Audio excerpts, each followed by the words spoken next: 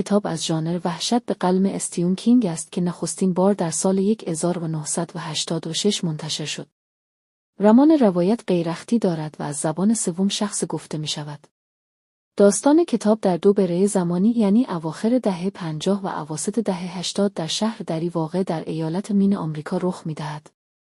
خط اصلی کتاب درباره گروهی از بچه‌ها معروف به گروه بازندگان است که با موجود عجیبی به نام پنی وایز روبرو شده‌اند که توانایی‌هایی همچون دگرپیکری دارد. پنی وایز بیشتر خود را به شکل یک دلقک به بچه‌ها نشان می‌دهد و با تغذیه کردن از ترس آنها به زندگی خود ادامه می‌دهد.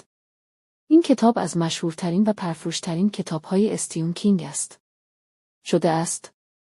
ابتدا یک مینی سریال در سال 1990 ساخته شده که با واکنش‌های زد و نویزی مواجه شد و سپس در سال 2017 و 2019 دو فیلم بلند سینمایی به نام آن و آن بخش دوم بر اساس این رمان ساخته شد که توانست به پرفروش‌ترین فیلم ترسناک تاریخ تبدیل شود.